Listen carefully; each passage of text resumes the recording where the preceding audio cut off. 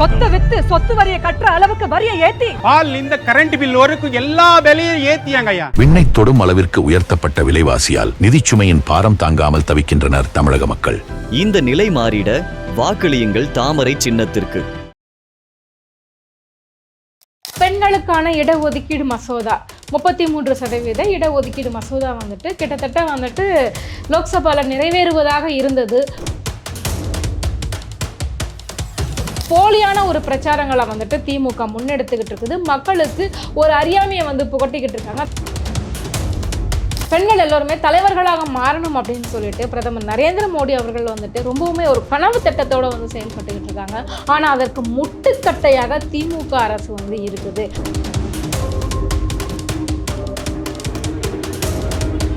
பிரதமர் நரேந்திர மோடி அவர்கள் இந்த ஒரு கனவு திட்டத்தை கொண்டுட்டு வரணும். பெண்களுக்கான ஒரு அங்கீகாரம் கிடைக்கணும். அவங்களும் அரசியலமைப்பு சட்டத்தில் ஒரு மிகப்பெரிய ஒரு ஆளுமையாக இருக்கணும் அப்படின்னு நினைக்கிறாரு. ஆனால் திமுக அரசும் காங்கிரஸும் இணைந்து பெண்களுக்கான இந்த ஒரு அடிப்படை உரிமையை கூட கிடைக்க விடாம பண்ணியிருக்கிறாங்க.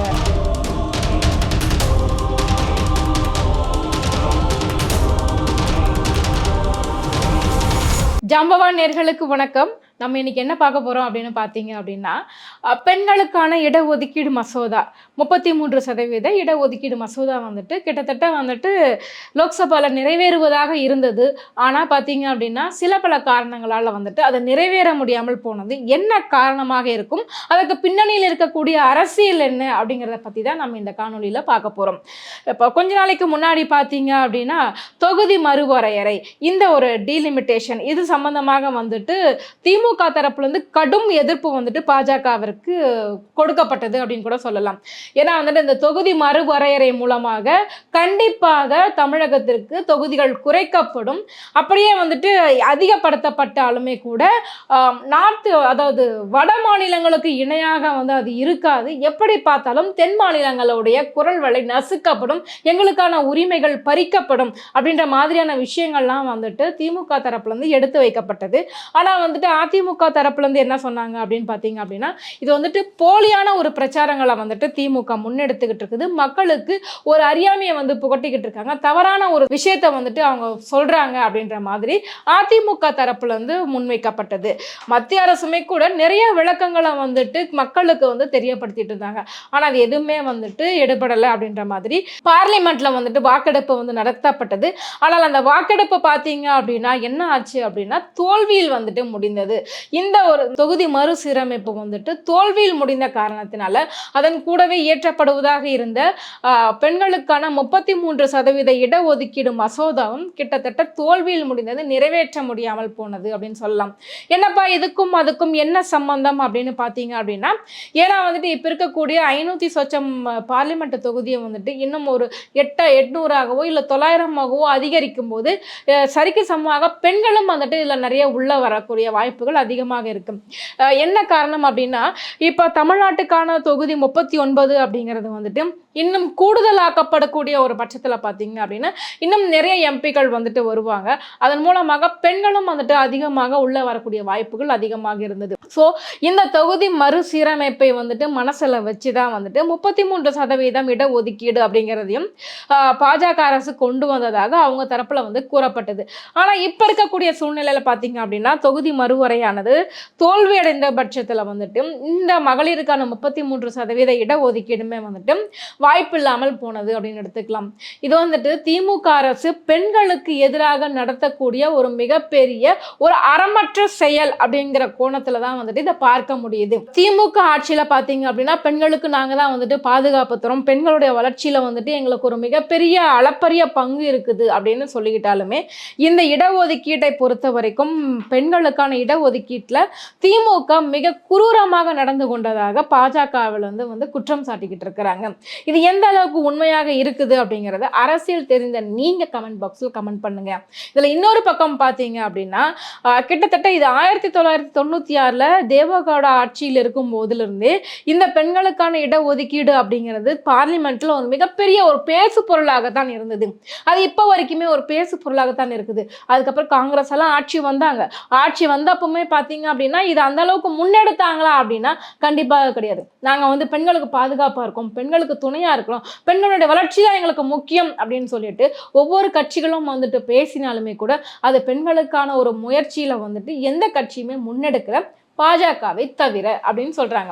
2009 இருந்து 2014 வரைக்கும் பார்த்தீங்க அப்படின்னா எந்த ஒரு காலகட்டத்திலையுமே இந்த பெண்களுக்கான இடஒதுக்கீடு மசோதா வந்துட்டு நிறைவேற்றப்படவே இல்லை. 2009 இல்லை, 10 இல்லை, 11 இல்லை, 12, 13, 14 இதில் எதுலையுமே வந்துட்டு பார்த்தீங்க அப்படின்னா பெண்களுக்கான 33% அப்படிங்கிறது வந்துட்டு ஒரு காணல் நீராகவே கனவு போலவே தான் இருந்துட்டு வந்துட்டு இருக்கு. ஆனால் பாஜக வந்துட்டு இதை வந்து செயல்படுத்தி அதற்கான ஒரு முழு உருவம் கொடுக்க நினைக்கிறாங்க. ஆனா அது திமுக அரசுனால வந்துட்டு இது தட்டி கழிக்கப்படுகிறது. உண்மையிலேயே பெண்களுடைய வளர்ச்சியில வந்துட்டு திமுகவுக்கு அக்கறை கிடையாது.